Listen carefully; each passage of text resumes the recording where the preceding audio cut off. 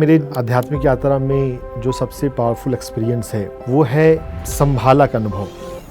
Group meditation चल रहा है, उस ग्रुप मेडिटेशन में 300-400 लोग नीचे ध्यान कर रहे हैं और ऊपर से कई सारे लाइट मास्टर्स, एसेंडेड मास्टर वहाँ पर आ गए हैं और वो पूरे ग्रुप को ब्लेस कर रहे हैं। ऐसा लगा कि उस ग्रुप में मैं भी हूँ, मैं नीचे भी मैं हूँ और ऊपर भी मैं हूँ। मुझे भीतर से ऐसा लग रहा है कि कोई मुझे कह रहा है 36 घंटे ध्यान में बैठो, और मुझे ऐसा लग रहा है कि यहाँ पर भगवान शिव ध्यान में बैठे हैं। मॉडर्न मेडिसिन में ही एक उभरता हुआ ब्रांच है लाइफ स्टाइल मेडिसिन। मेरे पास कोई पेशेंट आता है तो मैं उसको यही बोलता हूँ तुम ठीक हो सकते हो अगर एनर्जी पे और माइंड पे अगर प्रॉपर काम करोगे तो। पटना का एक 6 साल का बच्चा है, जन्म के समय उसका डायग्नोस हो गया हार्ट होल। उस बच्चे का हार्ट होल भर गया कि कॉर्डाइक्रो सिंड्रोम पेशेंट ठीक हो गया। मतलब ये तो मेडिकली इम्पॉसिबल है। पति जी अचानक से बोलते हैं यू आर मर्डरर।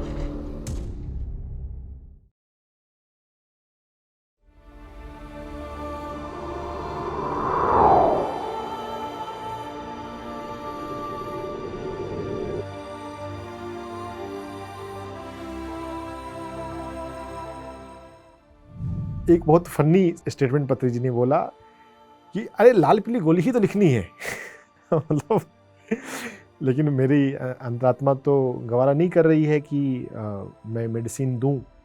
तो फिर मैंने यूपीएससी का प्रिपरेशन शुरू किया और फिर बाद में पत्री जी ने भी कहा कि यह फील्ड आपके लिए नहीं है। मुझे एमबीबीएस की खुशी नहीं है, मुझे इस बात का दुख है कि मेरा मेडिटेशन छूट रहा है। नमस्कार दोस्तों, पीएमसी हिंदी के खास कार्यक्रम आत्मा की यात्रा में आप सभी का स्वागत है। आज हम पुनः डॉक्टर सौरभ रंजन जी से मिलेंगे, उनकी आगे की यात्रा को सुनेंगे।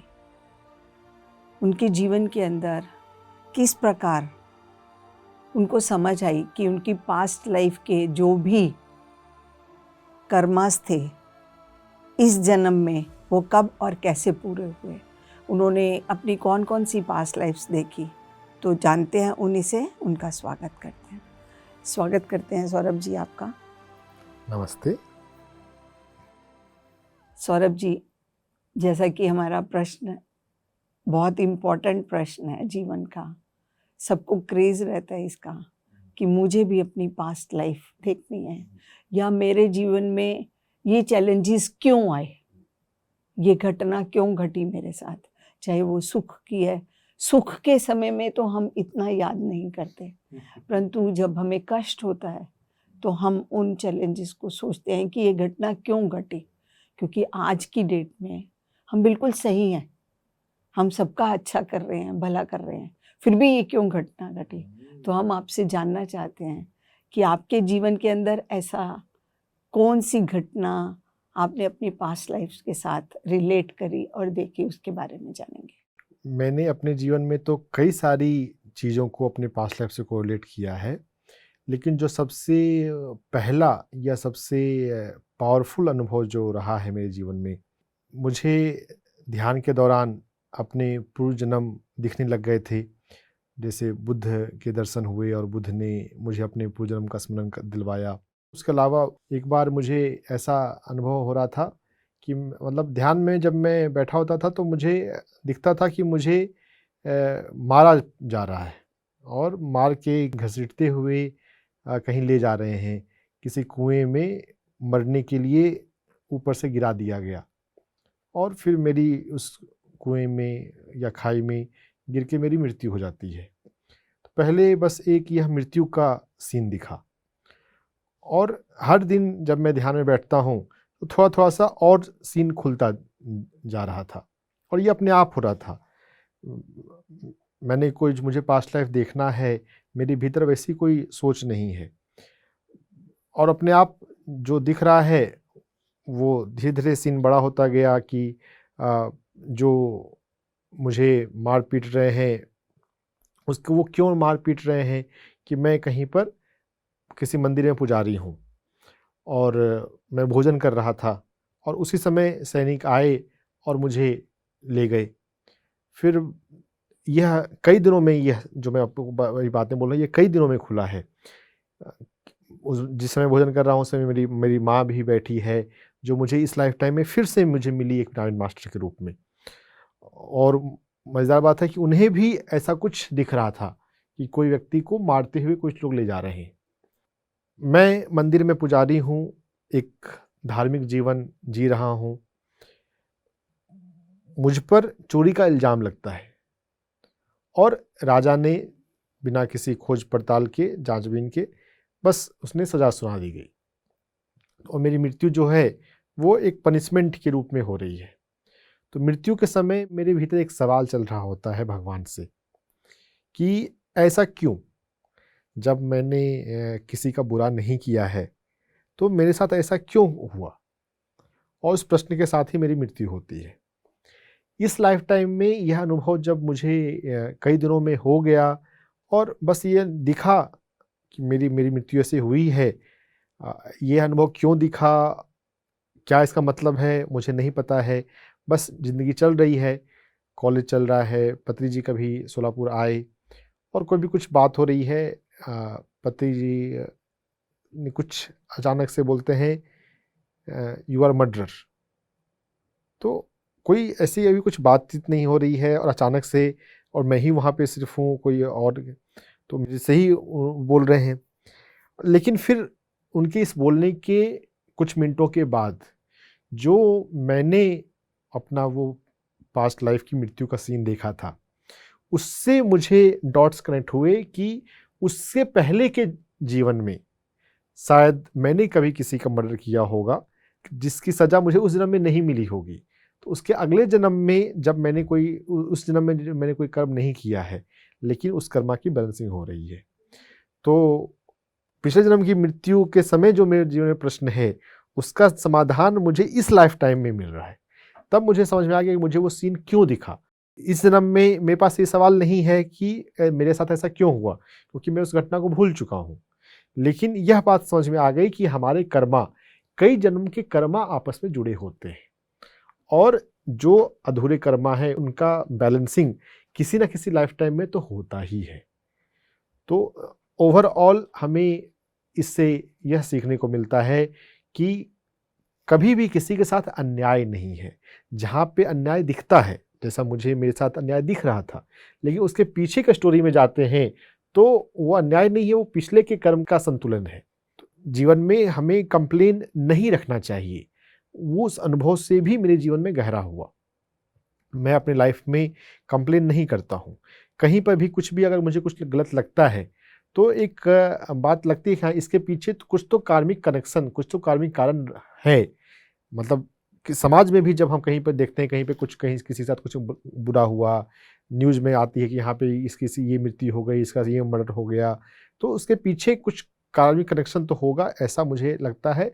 और ये कर्म के सिद्धांत, जिसको लॉ ऑफ यूनिवर्सल जस्टिस, मतलब न्याय का सिद्धांत भी कहते हैं, उसकी अंडरस्टैंडिंग पास्ट लाइफ से मुझे बहुत अच्छी आ गई। पास्ट लाइफ के मेरे पास कई सारे अनुभव हैं।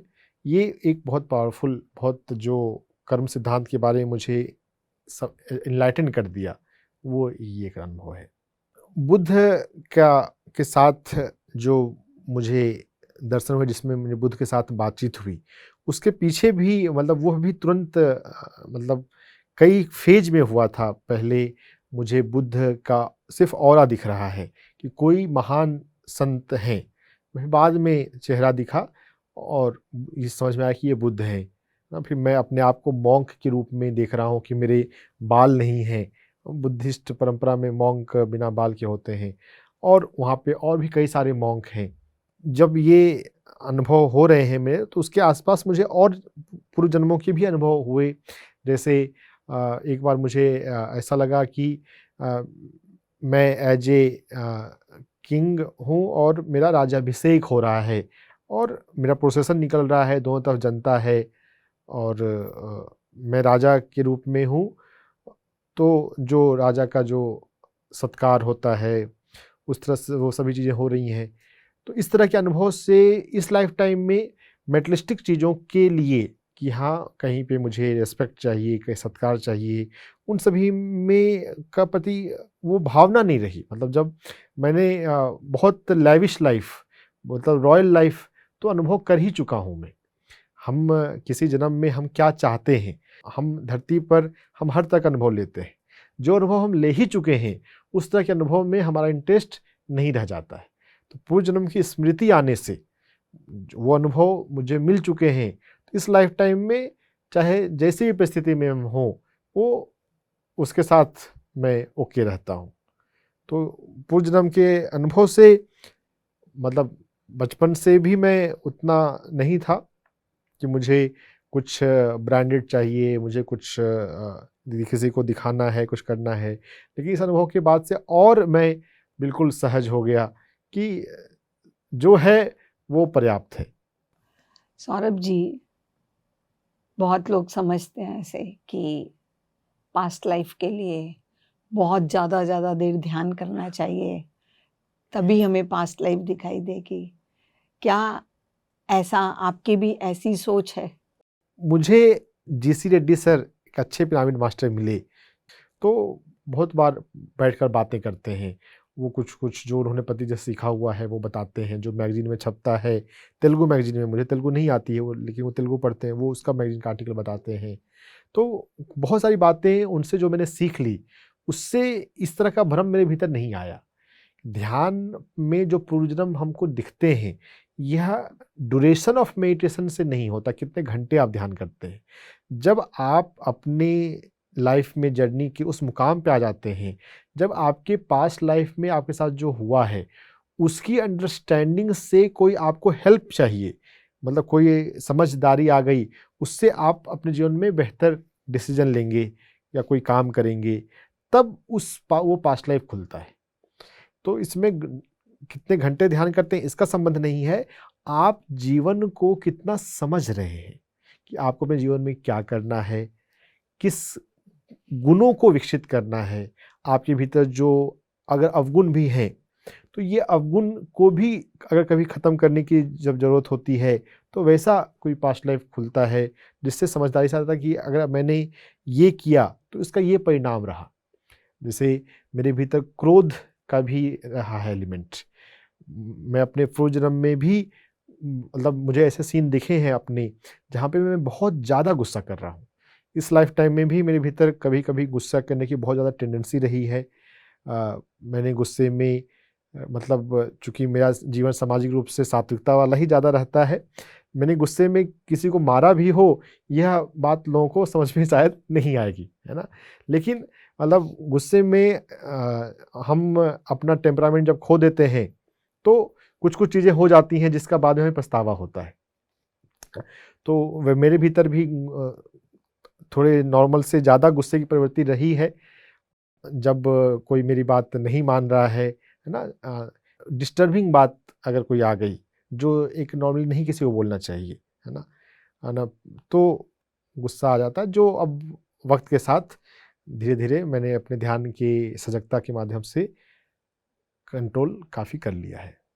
सौरभ जी, जैसे कि आपने बताया कि पास्ट लाइफ के लिए कोई ऐसी ड्यूरेशन नहीं है कि हमें कितने घंटों बैठना है, पर जब हमें उस पास्ट लाइफ से कुछ सीखना है तभी हमें दिखाई देगी, नहीं तो नहीं भी दिखाई देगी। ऐसा कोई ज़रूरी नहीं है कि दिखाई देती है। परंतु क्या आपने ध्यान में अपनी कोई मैक्सिमम लिमिट सोची थी या उसको हासिल किया, उसके बारे में जानना चाहते हैं। मैं हर दिन ध्यान, इंटेंसिव ध्यान कर रहा हूँ, 5 घंटे, 7 घंटे, 8 घंटे, और पूर्णिमा आने वाली थी, तो उसमें मुझे भीतर से ऐसा लग रहा है कि कोई मुझे कह रहा है 36 घंटे ध्यान में बैठो। 5 घंटे ध्यान करना थोड़ा ज़्यादा लगता है, लेकिन फिर भी 36 घंटा एक और भी बड़ा है, तो मैंने उसे इग्नोर ही किया। लेकिन जैसे जैसे पूर्णिमा नज़दीक आती जा रही है, ये आवाज़ स्ट्रांग होते जा रही है, और ये इतनी स्ट्रांग हो गई थी कि मैं इसे नहीं मानूँ, ये हो नहीं सकता। तो पूर्णिमा के दिन मैंने वहाँ पर नोटिस लगाया कि मैं 36 घंटे के लिए ध्यान में बैठ रहा हूँ, क्योंकि 36 घंटे में तो रात भी आएगी, फिर रात में दरवाज़ा बंद करते हैं, और भी साफ़ सफाई होती है, उस समय थोड़ा आवाज़ हो सकती है, डिस्टर्बेंस हो सकता है। 36 घंटे कोई डिस्टर्ब मुझे नहीं करे, इसलिए मतलब रात में है तो कभी कि ताला बंद करेंगे, अभी अब निकलने का समय होगा। मैंने वहाँ पे नोटिस लगाया पिरामिड ध्यान केंद्र में कि कोई मुझे डिस्टर्ब ना करें, मैं 36 घंटे के लिए ध्यान में बैठ रहा हूँ। तो मुझे तो भीतर से वो आदेश आ रहा है, तो मैंने उसको नॉर्मली लिख के मैं बैठ गया।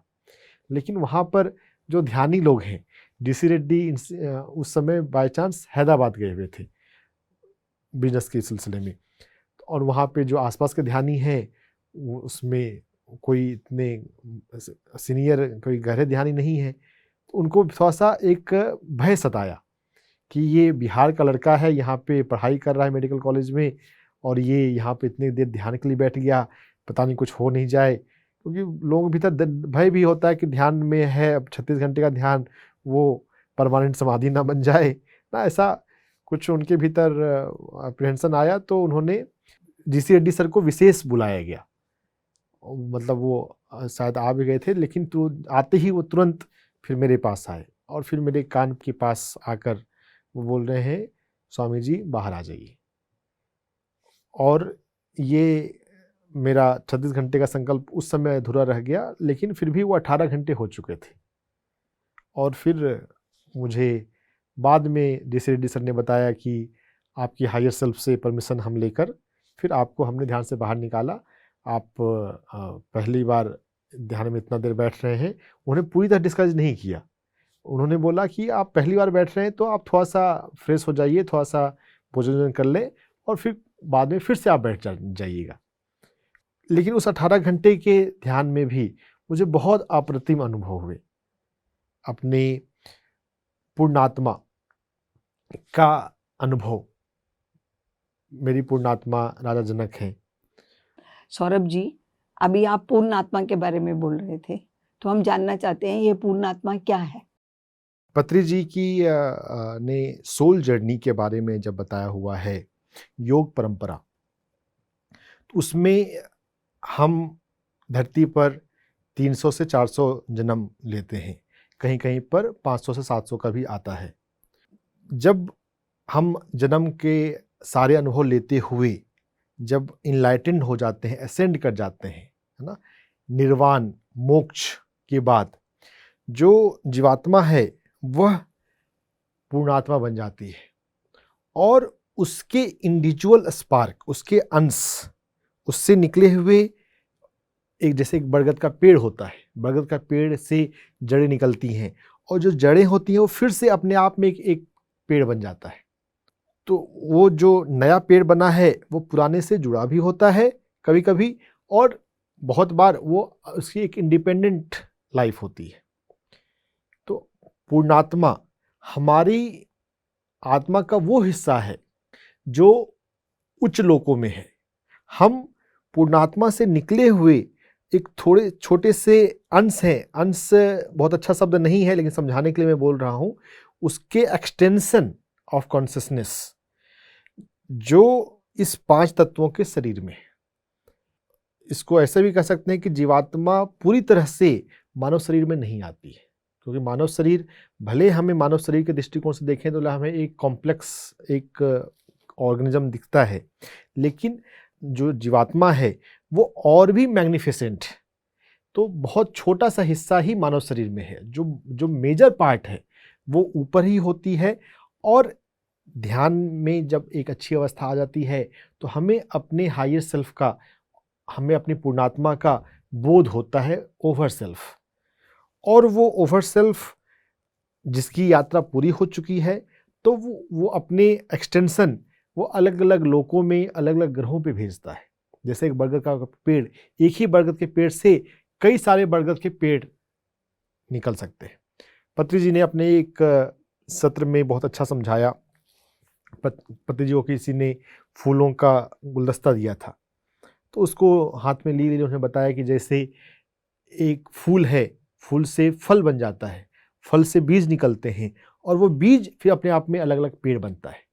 तो जीवात्मा भी जब मुक्त हो चुकी हो तो वो मुक्त अवस्था, जिसको पूर्णात्मा हम कहते हैं, उससे अलग अलग एक्सटेंशन, अलग अलग पार्ट इंडिपेंडेंट अपनी लाइफ जर्नी शुरू करता है। लेकिन वो जो इंडिपेंडेंट लाइफ जर्नी है उसमें वो पूरी तरह से अलग नहीं है। जब वो ध्यान की अवस्था में आएगा और ध्यान में बैठेगा तो वो कनेक्शन को फील करेगा, जुड़ जाएगा उसके साथ। तो हम अपने ध्यान में जब बैठते हैं तो हम अपने हायर सेल्फ से, हम अपनी पूर्णात्मा से कनेक्शन को फील करते हैं। ध्यान के दौरान अपनी पूर्णात्मा को फील करना, पूर्णात्मा से वापस जुड़ जाना, हम जुड़े हुए हैं ही, लेकिन हमारा अभी अवेयरनेस लेवल वो नहीं है कि हम उसको कनेक्शन को फील करें। वो कनेक्शन को फील करने लग जाना, यह आध्यात्मिक यात्रा में एक बहुत बड़ा माइलस्टोन होती है। और मेरे जीवन में जब हुआ तो उससे एक अद्भुत दिव्यता की अनुभूति मुझे 24/7 रहती है।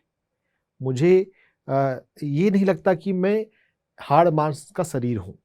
हाँ, शरीर है, लेकिन यह तो मेरे अस्तित्व का एक बहुत छोटा हिस्सा है।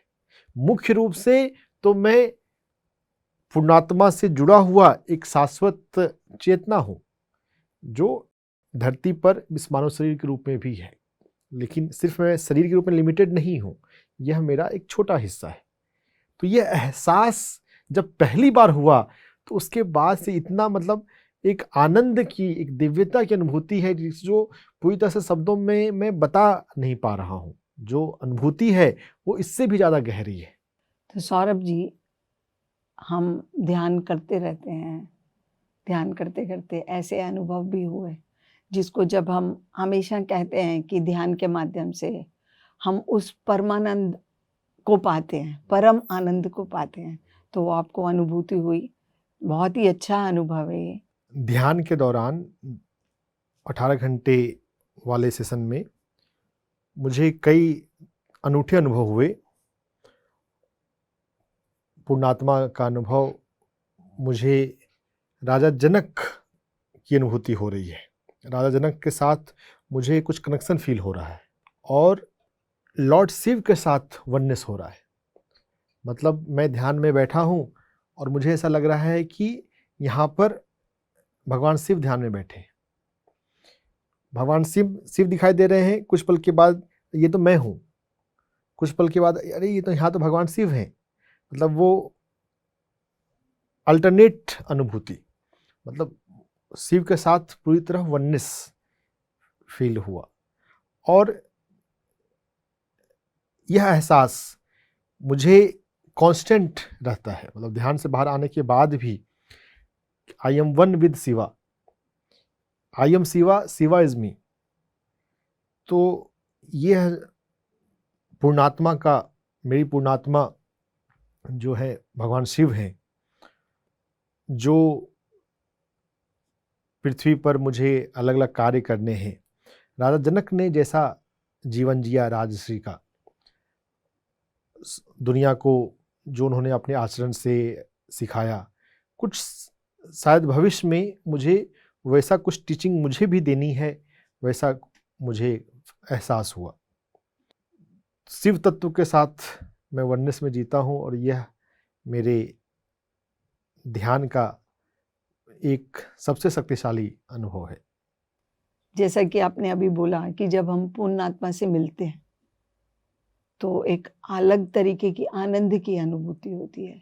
और जब ये एक बार अनुभूति आ जाती है तो चाहे हम आंखें बंद करें या खुली आंखों से, वो अनुभूति हमेशा बनी रहती है। तो हम हमेशा एनर्जेटिक रहते हैं, हमेशा हम आगे के कार्य करने में इच्छुक बने रहते हैं।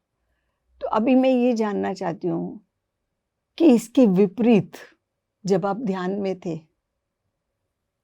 उस ध्यान के अनुभव में कभी आपको ऐसा भी लगा कि आपको डर भी महसूस हुआ या आप कॉन्फिडेंट नहीं थे कि ये अनुभव क्यों हुआ, ऐसा क्यों हुआ? हाँ, क्या आपके जीवन के अंदर ऐसा कुछ हुआ क्या? यस, बहुत अच्छा सवाल आपने किया। मतलब बहुत लोग ऐसा सोचते हैं कि ध्यान का मतलब सिर्फ अच्छे अच्छे अनुभव ही होते हैं, है ना। ध्यान में कभी कभी हमें कोई ऐसे अनुभव भी होते हैं जो हमें उस समय समझ में नहीं आते हैं। तो जब मुझे पहली बार नॉन फिजिकल स्पिरिट का प्रेजेंस का एहसास हुआ, मैं एक बार रात में ध्यान कर रहा था पिरामिड ध्यान केंद्र में, और ऐसा मुझे लगा कि सामने कोई आकर बैठा है। तो अब ऑब्वियसली एक नए साधक को ये आ जाएगा कि कौन ऐसे मतलब रात है, कोई फिजिकली तो नहीं आया है, कोई नॉन फिजिकली आकर बैठा है। तो थोड़ा सा अनकंफर्टेबल, मतलब डर मुझे नहीं लगा, लेकिन थोड़ा सा डिस्कम्फर्ट मुझे हुआ। मैं ध्यान केंद्र से बाहर निकला, डीसी रेड्डी सर को संपर्क किया। डीसी रेड्डी सर भी बहुत अच्छे हैं, वो उस टाइम पे आ गए और वो भी वहाँ पर ध्यान में बैठे। तो मुझे उसके प्रेजेंस वहाँ पे फील हो रहा है, डीसी रेड्डी सर को नहीं हो रहा था। लेकिन फिर डीसी रेड्डी सर ने बोला कि उसका नाम पूछो। मैं नाम पूछा, उसने कोई क्रिश्चियन नाम बताया अपना। फिर उन्होंने बोला कि ये पूछो कि आपका क्या आने का उद्देश्य क्या है, क्या आप कोई मैसेज देना चाहते हैं। तो मैंने भी वही सवाल पूछा।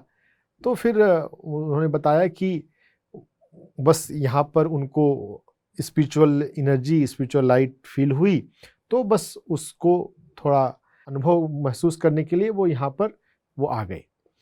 कोई विशेष मैसेज देने के उद्देश्य से वो नहीं थे। बस समझिए कि हम अगर म्यूजिक प्रेमी हो और कहीं से गुजर रहे हैं और कहीं पर म्यूजिक का कोई कार्यक्रम हो, तो हम वहाँ पे बैठ के सुनने लग जाते हैं। वैसे ही एक सात्विक आत्मा वहाँ से गुजरते हुए वो वहाँ पर थोड़े समय के लिए आ गई। अब ये जो मेरा ये जो ऐसा अनुभव है, ऐसा अनुभव और कभी कभी कुछ लोगों को होता है, जानकारी नहीं होने पर वो डर जाते हैं।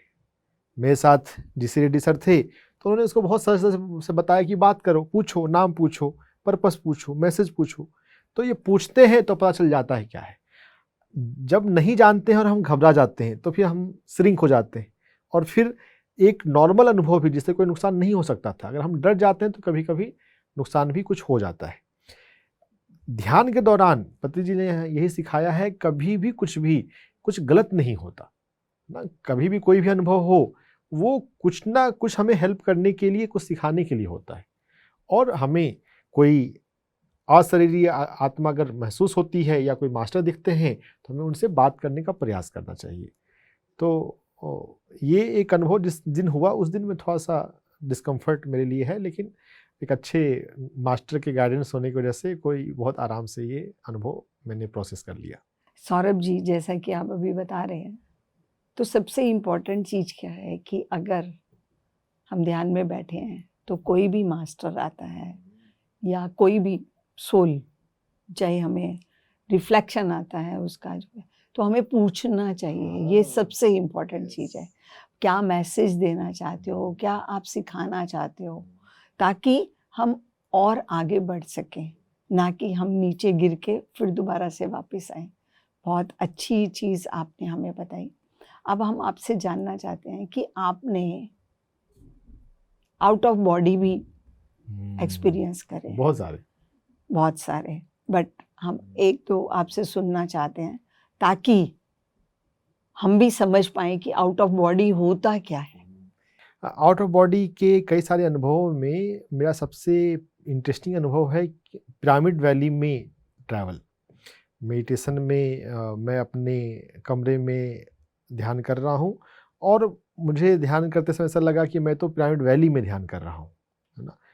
तो फिजिकली हम एक जगह पर हैं, लेकिन एस्ट्रली हम वहाँ पहुँच गए, और ये स्पॉन्टेनियसली हुआ, मैंने कोई करने की कोशिश नहीं करी। लेकिन फिर मुझे ऐसा मैसेज आया कि ये हम इंटेंशन के माध्यम से हम और भी कर सकते हैं।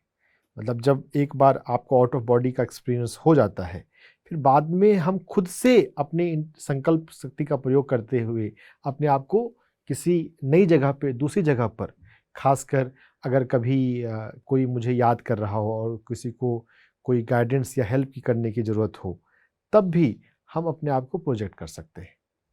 तो सौरभ जी, हम इसको ऐसा समझ सकते हैं कि जब हम मन के साथ जुड़ जाते हैं उस जगह के लिए या उस पर्सन के साथ, तो हम वहाँ पहुँचते हैं और हमारी सोल जो है कनेक्शन में आ जाती है।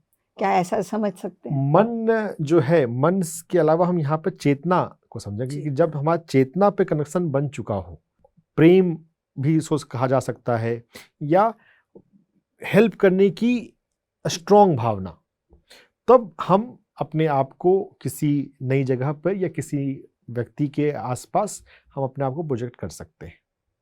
पूर्ण आत्मा के अनुभव के अलावा मेरे आध्यात्मिक यात्रा में जो सबसे पावरफुल एक्सपीरियंस है वो है संभाला का अनुभव, और वह भी कई पार्ट में, कई अलग अलग मौके के दौरान है।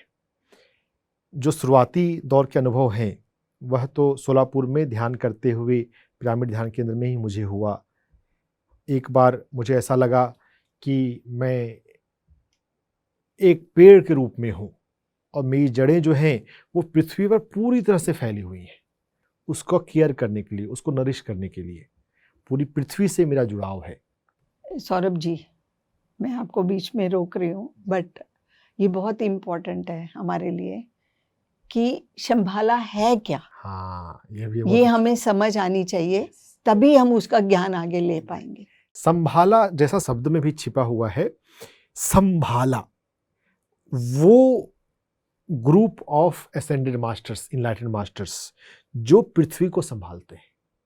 हम उसको आत्माओं के तल पर संसद भी कह सकते हैं, जैसे पार्लियामेंट गवर्नमेंट चलाती है। सोल के लेवल पे, स्पिरिचुअल लेवल पे अर्थ का पार्लियामेंट जो पृथ्वी के हर एक कार्य के लिए वह डिसीजन लेती है कि किस सेक्टर में, किस जगह पर क्या चेंजेज, क्या इम्प्रूवमेंट, क्या प्रोग्रेशन होना चाहिए। तो इसमें सैकड़ों सोल्स हैं।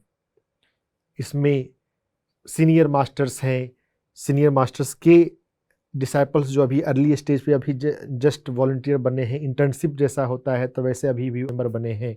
तो इसमें कोई भी धर्म या कोई भी एक अच्छी आध्यात्मिक परंपरा है, उसके जो प्रवर्तक है, फाउंडर हैं, या वहाँ के जो अच्छे इनलाइटेंड गुरुज हैं, वो सभी उनके मास्टर हैं। आपने वो चित्र भी देखा होगा जिसमें पत्री जी के साथ कई सारे गुरु की चित्र होता है, गुरु मंडली। वो गुरु मंडली के सभी गुरु संभाला के मेंबर्स हैं, है ना, जो निस्वार्थ मानवता की सेवा करते हैं, मानवता को हेल्प करने के लिए, अपलिफ्ट करने के लिए दिन रात काम करते हैं। फिजिकली काम करते हैं, नॉन फिजिकली रात में सोते हुए एस्ट्रली काम करते हैं। मृत्यु के बाद भी दूसरी तरफ से अपने शिष्यों के माध्यम से काम करते हैं। तो संभाला से अगर हमारा कनेक्शन भी बन जाए तो ये अपने आप में एक बहुत बड़ा सौभाग्य, बहुत बड़ी बात है। मैं संभाला का एक मास्टर हूँ, यह मुझे कई अनुभव के बाद धीरे धीरे समझ में आया। शुरुआती दौर पे मुझे पृथ्वी को से जुड़े हुए पेड़ के रूप में अनुभव हुआ।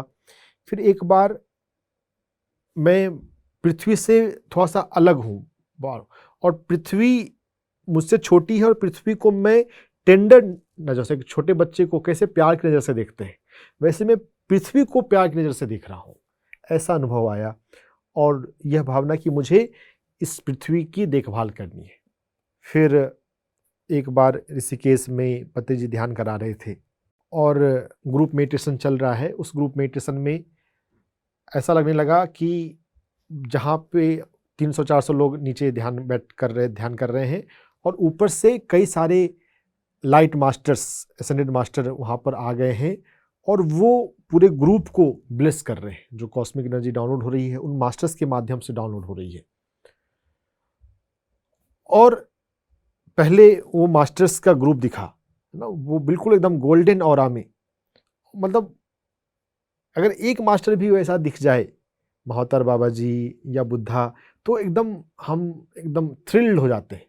और वहाँ पे तो कई सारे मास्टर्स, पूरा संभाला आया हुआ है, मतलब वो दृश्य अप्रतिम है।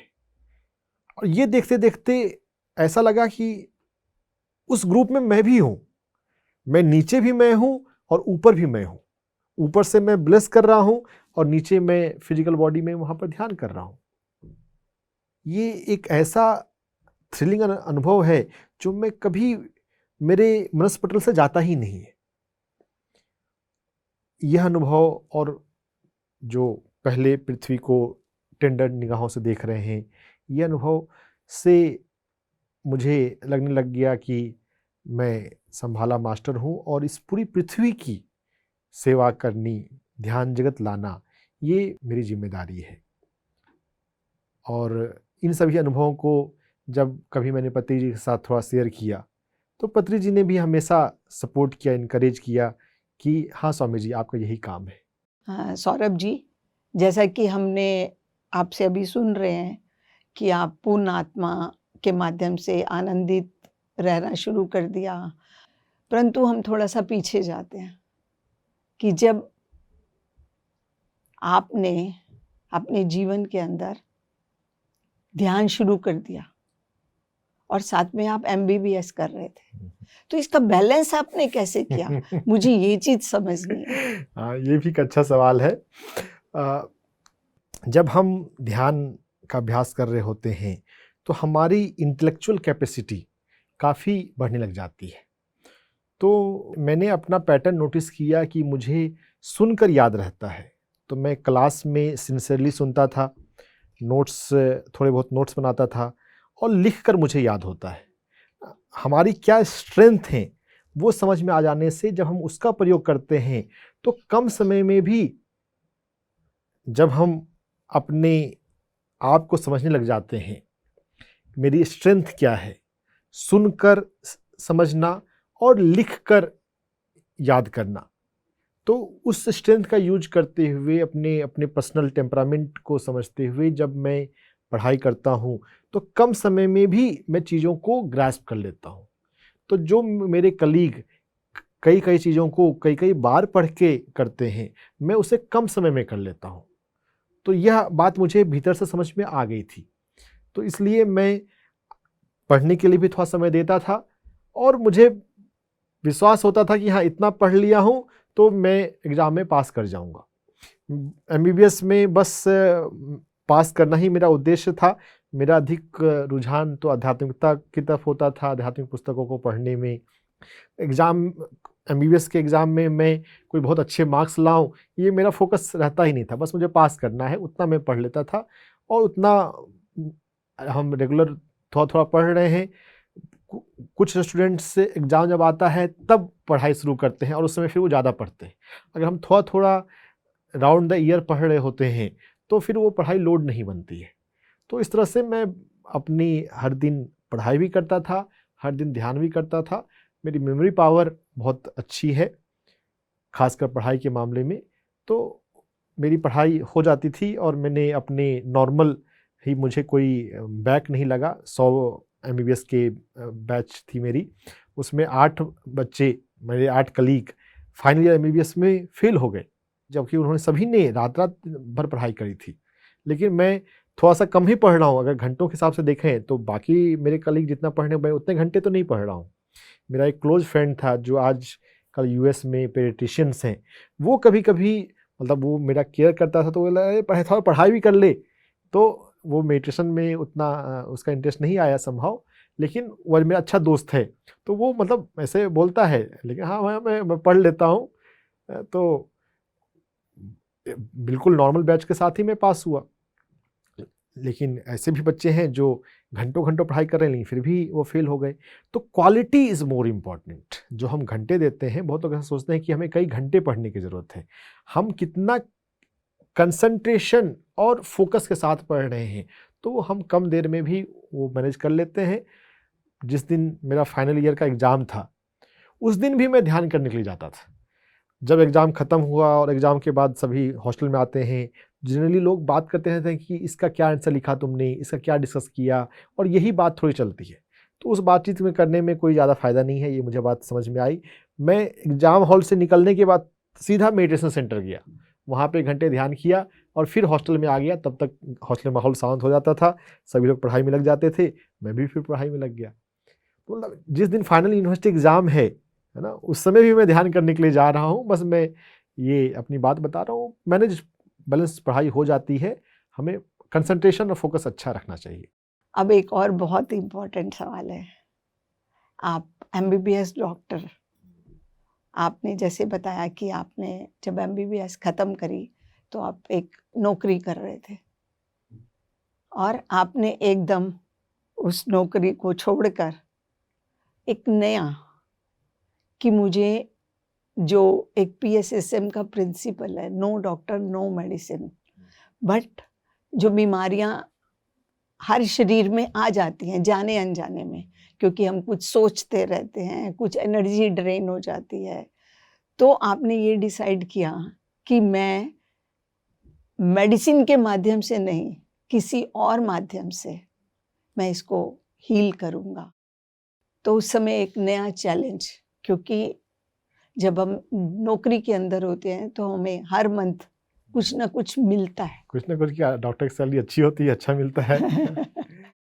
तो अभी मैं जानना चाहती हूँ कि आपने जब वो स्टेप उठाया तो उसके साथ जीवन की स्ट्रगल और कैसे आपने एनर्जी हीलिंग को अडॉप्ट करा, कौन सा रास्ता था? हाँ, इसके पीछे भी बहुत इंटरेस्टिंग लंबी कहानी है। पत्री जी ने मुझे कहा था कि स्वामी जी आपको फुल टाइम स्पिरिचुअलिटी में आना चाहिए। तो उनकी इस बात को मैंने हामी तो भरी सामने, लेकिन मैं क्या करूँगा तो मुझे समझ में नहीं आ रहा था। तो उनके बोलने के बाद भी मैं जॉब करता ही रहा लगभग 3 साल। और फिर जब मैंने सुजोग सीखा, कोलकाता की एक सीनियर एक अच्छी महिला हैं श्वेता अग्रवाल, उनके इंसिस्ट करने पर, और फिर जब मैंने सुजोग, कलर थेरेपी, एक्यूप्रेशर, एक्यूपंक्चर, मैं जॉब करते हुए मैंने ये सब सीखा। और इसका मैं ध्यान सिखाया करता था। मेरे पास तो लोग आते हैं और ऐसे भी डॉक्टर के पास सवाल पूछने वाले तो बहुत लोग होते हैं। तो मैंने उन लोगों पे जब थोड़ा कलर थेरेपी का ट्राई किया, मैंने लुई हेले का सीखा था, अफर्मेशंस ट्राई किया, क्विक रिजल्ट मिलते हैं। यह मैंने आपके माध्यम से भी मुझे एक एक्सपीरियंस मुझे मिला। कलर थेरेपी का एक बहुत अच्छा पावरफुल, एक महिला को पीरियड के दौरान एक्सेसिव ब्लीडिंग हो रही थी और उसको कलर थेरेपी में किया तो उसको बहुत रिलीफ मिल गया। तो जब एनर्जी मेडिसिन के छोटे छोटे प्रयोग करने के बाद मुझे जब मिल रहे थे, तब फिर मैंने थोड़ा सा हिम्मत दिखाई। मतलब पत्री जी का भी उसमें मतलब उनके वर्ड्स भी मुझे ध्यान थे। श्वेता अग्रवाल भी इंसिस्ट कर रही थी कि आप इस फील्ड में आगे बढ़ना है। तो मैंने एक करेजियस डिसीजन लिया और बस जंप कर गया कि मैं एक्यूप्रेशर प्रैक्टिस करूँगा, एनर्जी मेडिसिन प्रैक्टिस करूँगा। एक्यूप्रेशर एक लेमैन टर्म है, ज़्यादा अच्छा टर्म है एनर्जी मेडिसिन का। और जब मैंने ये स्विच किया तो चूँकि मैं एक साधारण परिवार से आता हूँ तो काफ़ी दुख थी और काफ़ी ज़्यादा कैसे मेरे परिवार वाले इसको कैसे लेंगे। लेकिन मैंने जब इस प्रोफेशन में जब मैंने स्विच कर लिया, उसके बाद फिर मैंने बताया कि मैंने जॉब छोड़कर मैंने ऐसा किया है। और जब पत्री जी को ये बात पता चली तो उन्होंने मुझे इसके लिए बहुत अप्रिशिएट किया कि इस मोमेंट के लिए मैं कई सालों से इंतज़ार कर रहा था। मेडिटेशन के दौरान भी मुझे थोड़ी-सी ऐसी अनुभूति हुई कि मृत्यु के बाद, है ना, जो जीवात्मा है उसकी भी एस्ट्रल हीलिंग बहुत बार होती है। जो भौतिक जीवन में जो तकलीफ़ें रही हों, तो वहाँ पे भी एनर्जी पॉइंट्स के माध्यम से जो एस्ट्रल हीलर्स होते हैं वो हीलिंग करते हैं। एक मूवी भी है इस पे, एस्ट्रल सिटी, उसमें भी ऐसे हीलिंग दिखाई गई है। तो हमारे शरीर में एनर्जी पॉइंट्स हैं जिसको एक्यूपंक्चर में और एक्यूप्रेशर में भी हम पॉइंट समझते हैं। तो यह अदर साइड में भी इन पॉइंट्स पे काम होता है। तो फिजिकल बॉडी में भी हम इस पर काम करें तो ये शायद ब्रिज बन सकता है स्पिरिचुअल हीलिंग और फिजिकल हीलिंग में। WHO एक्यूपंक्चर को एक्सेप्ट करती है। तो काफ़ी चिंतन मन करने के बाद मैंने एक्यूपंक्चर एनर्जी मेडिसिन को अपना प्रोफेशन बनाया। और जब मैं एनर्जी मेडिसिन में स्विच कर गया हूँ और रिजल्ट तो आ ही रहे हैं, बहुत अच्छे रिजल्ट्स मेरे पास हैं। कोई 5 साल पहले मुझे यह भी पता चला कि एक मॉडर्न मेडिसिन में ही एक उभरता हुआ ब्रांच है लाइफस्टाइल मेडिसिन, जिसके इंटरनेशनल कॉन्फ्रेंस में मैं 2 बार जा चुका हूँ और फिर अहमदाबाद में भी होने वाला है।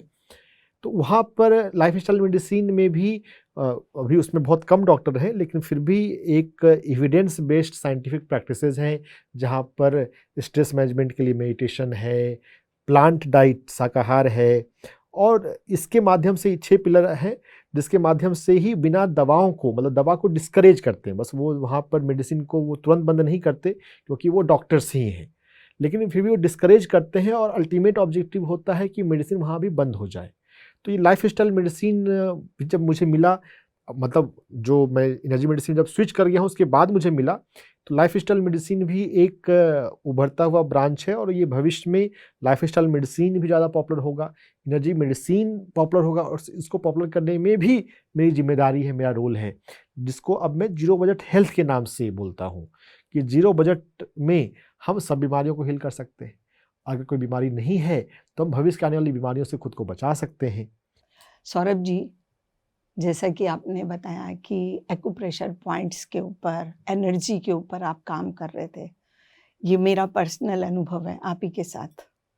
मैं ज़रूर शेयर करूँगी, क्योंकि मेरे कान में इतनी सीवियर पेन थी कि मुझे घर वालों ने अल्टीमेटम दे दिया था कि अगर आप बता दो कि आपको डॉक्टर के पास कब लेकर जाना है।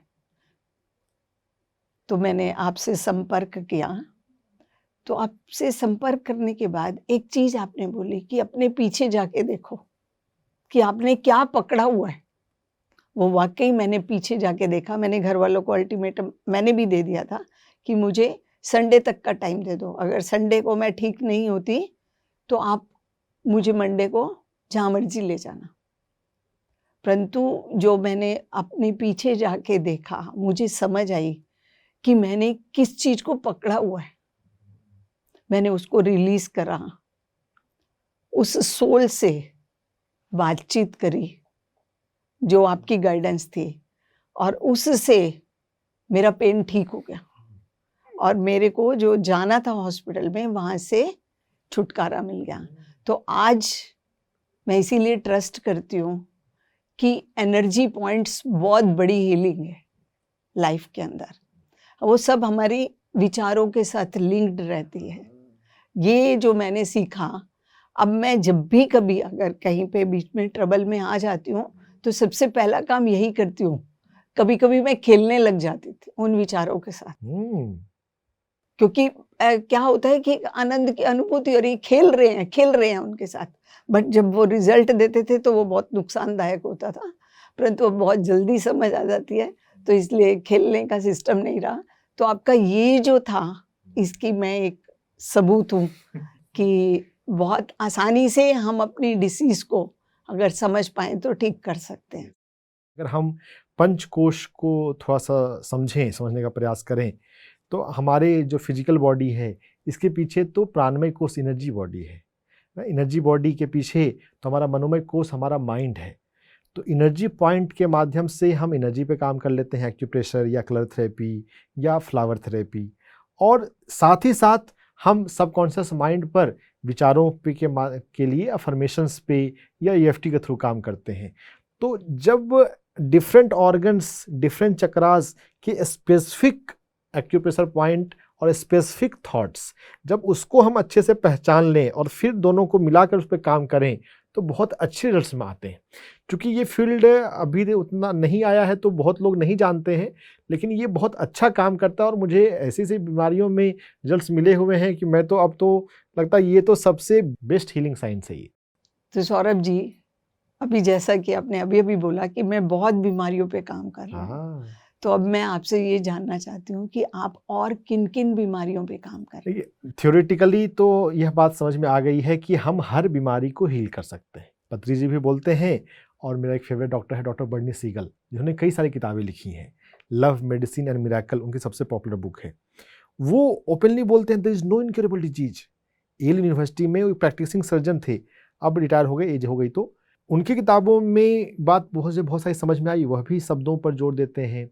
मेरे पास कोई पेशेंट आता है तो मैं उसको यही बोलता हूँ तुम ठीक हो सकते हो अगर एनर्जी पे और माइंड पे अगर प्रॉपर काम करोगे तो ये बात करते हुए मेरे पास ऐसे कई सारे, कैंसर का एक पेशेंट दिल्ली के ही हैं, वो उन्होंने लॉकडाउन के दौरान उन्होंने संपर्क किया था, बड़ी आंत का कैंसर था।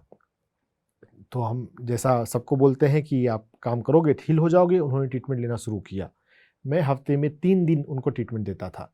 ऐसा 1 साल चला, और बाकी 3 दिन जिस दिन मैं नहीं मिल रहा उस दिन में भी मैंने उनको मेडिटेशन जो बताया हुआ है, चक्रा वाइज स्पेसिफिक मेडिटेशन, मतलब आनापानसती मेडिटेशन तो है ही, लेकिन चूंकि हीलिंग पे चाहिए तो हमें चक्रा पे भी थोड़ा सा काम करना है, तो वैसा वो कर रहे हैं। साथ में EFT कर रहे हैं, और बाद में बहुत कुछ एनर्जी के फील्ड में मेरे बहुत सारी इंट्यूटिव अंडरस्टैंडिंग आई, जिसका मैं प्रयोग अपने अलग अलग पेशेंट पे अलग अलग ढंग से करता हूँ। जैसे एक बैलून थेरेपी है, एक तरह से मेरा एक इजाद है, तो उस पर मैं काम करता हूँ। इन सभी पे मैं प्रॉपर जीरो बजट हेल्थ नाम से एक किताब लिखने वाला हूँ, पति जी मुझे जिम्मेदारी दे रखी है। तो कोलोरेक्टल कार्सिनोमा 1 साल के अंदर, जिसमें डॉक्टर ने सर्जरी बोली थी, कीमोथेरेपी बोली थी। वैसे मुझसे मिलने से पहले एक एपिसोड ऑफ रेडियोथेरेपी वो ले चुकी थी पेशेंट, तो जो भी उनके रिपोर्ट्स हैं उस पर लिखा होता है कीमोथेरेपी, रेडियोथेरेपी, लेकिन बस वो एक साइकिल रेडियोथेरेपी का लिया गया था, कीमोथेरेपी नहीं हुई थी उनकी। तो वो पूरी तरह से ठीक हुई। पेट स्कैन जिसपे ट्यूमर का जो साइज होता है कार्सिनोमा कैंसर का, वो साइज रिग्रेस हो गया, मतलब साइज जो है जो वो छोटा हो गया, और इतना छोटा हो गया कि डॉक्टर ने कहा कि सर्जरी की आवश्यकता नहीं, अब ये तो बिनाइन स्टेज में पहुंच गया। एक मैलिग्नेंट ट्यूमर, जो मैलिग्नेंट मतलब जो कैंसर फैलता है, बिनाइन ट्यूमर मतलब वो ऐसा कैंसर जो नहीं फैलता है। अगर मैलिग्नेंट ट्यूमर है तो उसमें ज़्यादा घबराने की बात होती है, बिनाइन ट्यूमर है तो उसमें घबराने की बात नहीं है, हाँ थोड़ा सा मॉनिटर करते हैं। तो वो मेरा कोलोरेक्टल कार्सिनोमा का एक पेशेंट दिल्ली में ठीक हुआ। एक हार्ट होल, ये पटना का एक बच्चे की कहानी है, 6 साल का बच्चा है, जन्म के समय उसका डायग्नोस हो गया हार्ट होल।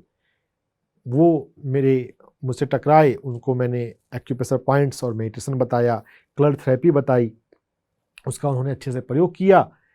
हर 6 महीने पे कार्डियोलॉजिस्ट के पास दिखाते हैं, क्योंकि हार्ट होल साइड अगर छोटा नहीं हो रहा है तो ऑपरेशन करना पड़ेगा। उन लोगों ने थोड़ा सा मन बना भी लिया था, 5 लाख रुपए लगेंगे और ऑपरेशन कराना है। उस बच्चे का हार्ट होल भर गया। उनके पेरेंट्स ने, मतलब पेरेंट्स का मैं धन्यवाद करना हूँ, उन्होंने सिंसियरली उस पर काम किया, जो मैंने एनर्जी मेडिसिन की बातें बताई उस पर उन्होंने काम किया। फिर एक कॉर्डाइक्यूनस सिंड्रोम, ये तो और भी कैंसर से भी ज़्यादा ये पावरफुल कहानी है, कि कैंसर में भी कीमोथेरेपी कराकर कुछ कैंसर ठीक हो जाते हैं। कॉर्डाइक्यूनस सिंड्रोम एक ऐसी बीमारी है जिसमें spinal nerve, lower spinal nerve जो है वो डिसफंक्शनल हो जाते हैं, काम नहीं कर रहे हैं, और पेशेंट को बॉवेल ब्लैडर मूवमेंट यानी कि पेशाब पैखाने का पता नहीं चलता है। अब यह एक ऐसी रेयर बीमारी है, लाखों में एक होती है। मैंने इसका एक भी, मतलब जब वो पेशेंट टकराया, पटना की ये पेशेंट है, श्वेता कुमारी नाम है, उनका भी अनुभव पीएमसी पर आ चुका है। तो ये बीमारी का पेशेंट मैंने लाइफ में एक भी नहीं देखा है। एमबीबीएस के दौरान नहीं देखा, दिल्ली में जब मैं जॉब कर रहा हूँ तब भी नहीं देखा। मैंने लाइफ में पहला पेशेंट देखा कॉर्डाइक्यूनस सिंड्रोम।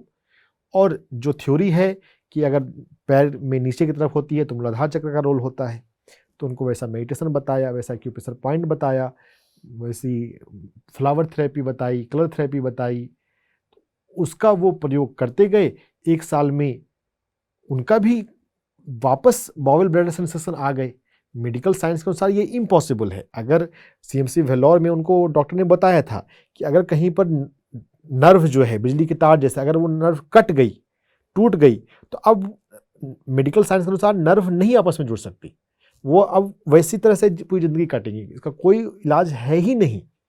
वो पटना के पेशेंट हैं, तो उन्होंने लखनऊ में गए, वो एम्स दिल्ली आए, सीएमसी वेल्लोर गए। सीएमसी वेल्लोर के डॉक्टर ने जब उनको बोल दिया कि ये नहीं ठीक हो सकता, तो उन्होंने अपने साथ ज़िंदगी के साथ समझौता कर लिया कि इसी के साथ जीवन जीना है।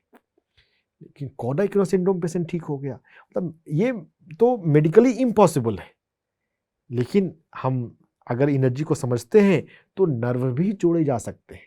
जब मेडिटेशन के दौरान स्टेम सेल्स पे काम होता है तो सर्जिकल बीमारियां भी ठीक हो जाती हैं। अभी बेंगलोर में मैं ध्यान प्रचार करने के लिए तीसरी बार गया था, तो वहाँ पे एक पेशेंट मेरी on the spot meditation programme में आकर बताने लग गई कि पिछली बार मैंने आपसे मल्टी नोडुलर गॉइटर, जिसके लिए ईएनटी डॉक्टर ने मुझे ऑपरेशन करने के लिए बोल दिया था, वो मैंने आपसे बताया, आपने मुझे जो जो बताया वो सभी मैंने अच्छे से किया। डॉक्टर ने बोला ऑपरेशन करने की जरूरत नहीं है, आपका मल्टी नोडुलर गॉइटर ये ठीक हो गया है।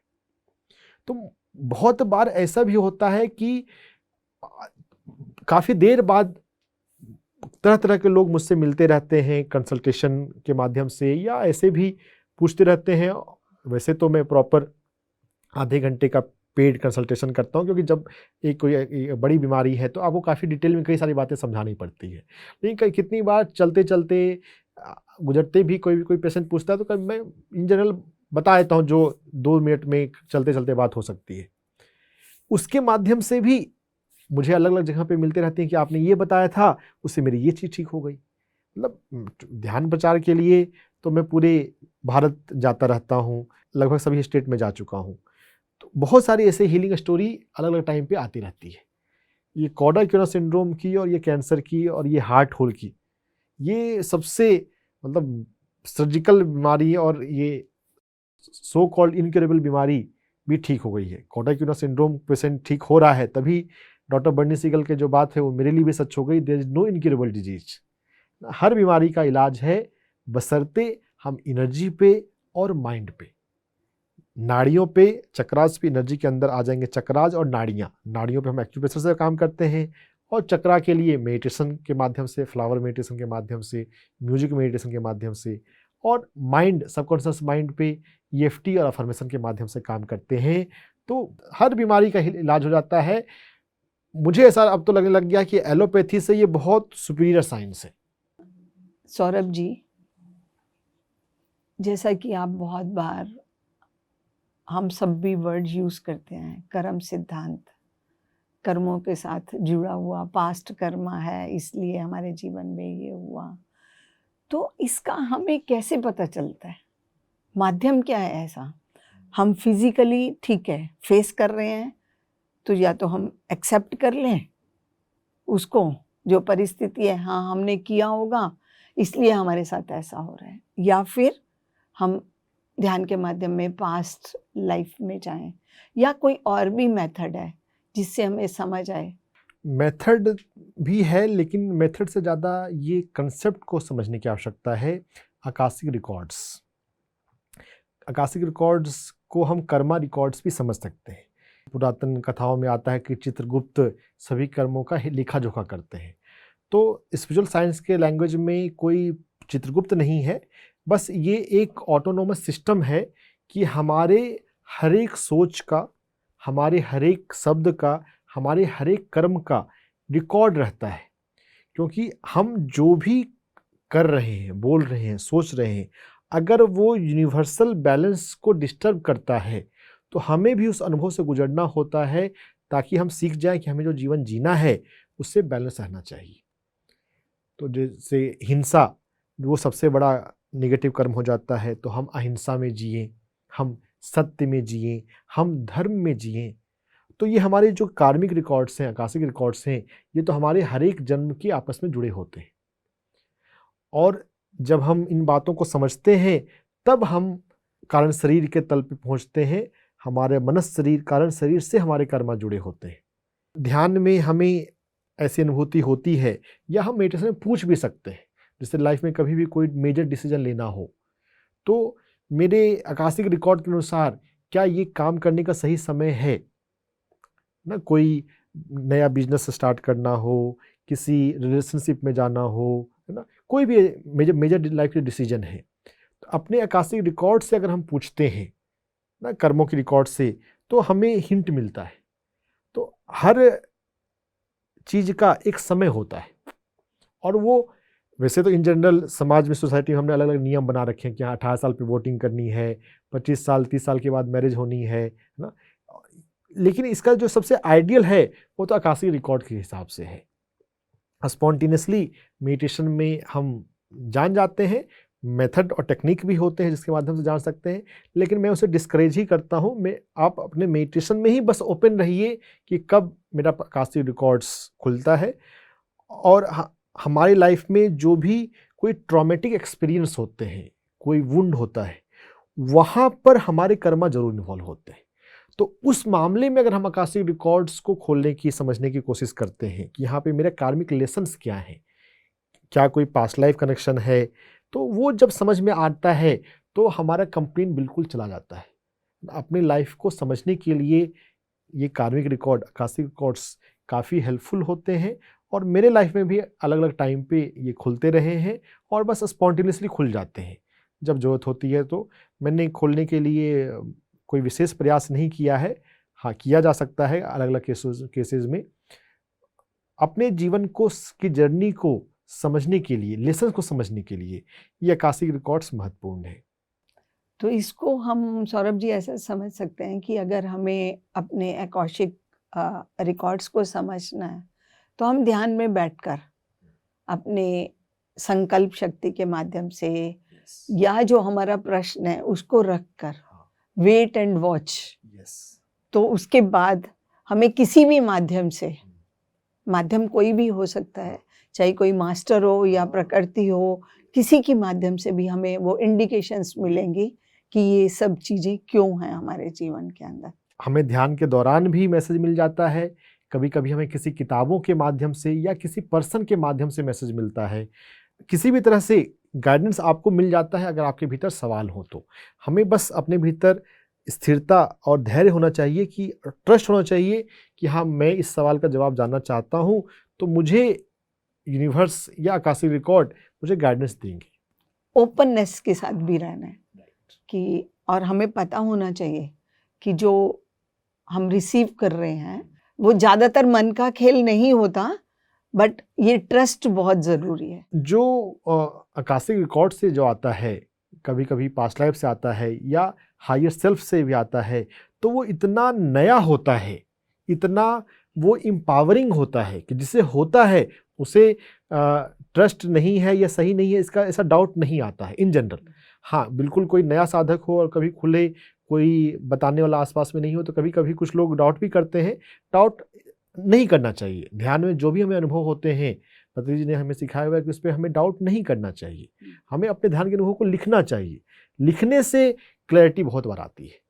तो सौरभ जी, सबसे बड़ी चीज़ इसमें जो हमने सीखी कि जो आप बार बार बोल रहे हैं, कि पत्री जी बोलते हैं कि ध्यान में हमें किसी तरह का कुछ भी नुकसान नहीं होता, कुछ भी गलत नहीं होता हमारे साथ।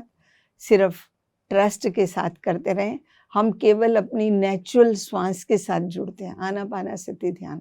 हम कर तो कुछ भी नहीं रहे, सिर्फ स्टिलनेस के साथ रहते हैं। तो ये बहुत इम्पोर्टेंट चीज़ है।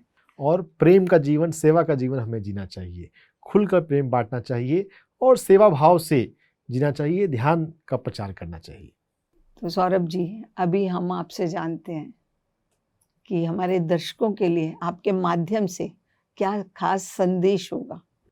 हम सभी दिव्य आत्माएं हैं, शाश्वत चेतनाएं हैं। उपनिषद में अहम ब्रह्मास्मि के रूप में इसे बताया गया है। वह तो हम हैं ही। ध्यान के माध्यम से उसे अनुभव कर लेना है। हम कभी भी किसी विक्टिम माइंडसेट में ना जिए, मेरी किस्मत खराब है, मेरे से ये काम होगा कि नहीं होगा। ध्यान को अपने जीवन में शामिल कीजिए। हर दिन 2 बार हम ध्यान में बैठा करें। अगर आप बिल्कुल नए हैं तो एक बार 40 दिन के लिए संकल्प लेकर ध्यान कर लीजिए। नियमित ध्यान साधना से हमें हमारे स्पिरिट गाइड के माध्यम से, हमें यूनिवर्स के माध्यम से, कई तरीकों से हमें गाइडेंस मिल सकता है। किस तरीके से गाइडेंस मिलेगा वह सोचने की जरूरत नहीं है। अगर आप ध्यान में बैठ रहे हैं तो आपको गाइडेंस मिलेगा ही मिलेगा। आपके सवालों का जवाब आपको मिलेगा। नियमित रूप से ध्यान साधना करें और PSSM के जो प्रिंसिपल्स बताए जाते हैं उनको समझने का, उनको जीने का प्रयास करें। आपके जीवन में ध्यान है, ज्ञान है, स्वाध्याय है, प्रेम और सेवा है, तो बिल्कुल हम अध्यात्म की वो ऊंचाई पा सकते हैं जो बुद्धा ने पाई, जो पत्री जी ने पाई, जो योगानंद ने पाई, जो ओशो ने पाई। यह हम सभी के लिए संभव है। ध्यान, स्वाध्याय और सेवा, PSSM के ये 3 मुख्य प्रिंसिपल्स को हम अपने जीवन में शामिल करें। और ये जब यह 3 जीवन में आ चुके हों तो फिर PSSM में जो 18 सिद्धांत बताए गए हैं पत्री जी के द्वारा, उसको जीवन में उतारने की कोशिश करें। हमारा जीवन बहुत सुंदर हो जाएगा, आनंद से भर जाएगा। सौरभ जी, बहुत बहुत धन्यवाद आपका हमारे इस आत्मा की यात्रा में शो आने के लिए, और हमें इतना ज्ञान और अपने अनुभवों के साथ एक नए शिखर पर ले जाने के लिए बहुत बहुत धन्यवाद। वास्तव में धन्यवाद तो अनुराग जी मैं आपको देना चाहता हूँ कि आपने मेरी यात्रा को इतना धैर्यपूर्वक सुना, जो कि वास्तव में और बहुत बड़ी है। मैं बस उसका 2% ही आज बता पाया हूँ, लेकिन फिर भी उसके लिए आपने इतना धैर्यपूर्वक सुना, इसके लिए मैं आपको बहुत धन्यवाद देता हूँ। कितनी सुंदर यात्रा है। आप यात्रा को स्वयं सुनिए, एक बार नहीं 7-7 बार सुनिए। ये एक थियोसॉफिकल सोसाइटी की पुस्तक के अंदर लिखा है कि अगर हमें जीवन के अंदर कुछ धारण करना है, कुछ अच्छी चीज़, तो उसको हमें बार बार सुनना चाहिए, बार बार पढ़ना चाहिए। तो जीवन के अंदर पुस्तकें पढ़ने की आदत डालें, सेवा करें, प्रेम करें और जो भी परिस्थिति है उसको स्वीकार करें और सीखें, पूछने की आदत डालें, चाहे वो आपके सामने कोई इमेज है या परिस्थिति है, कि वो हमें सिखाना क्या चाहती है। और जीवन में आनापानासति को ध्यान में अपने जीवन में उतारिए और जीवन को सुखमय और सुवर्ण में, प्रकाशमय बनाइए, आनंदमय बनाइए। फिर मिलेंगे एक नए मास्टर के साथ, तब तक के लिए आज्ञा चाहते हैं। धन्यवाद।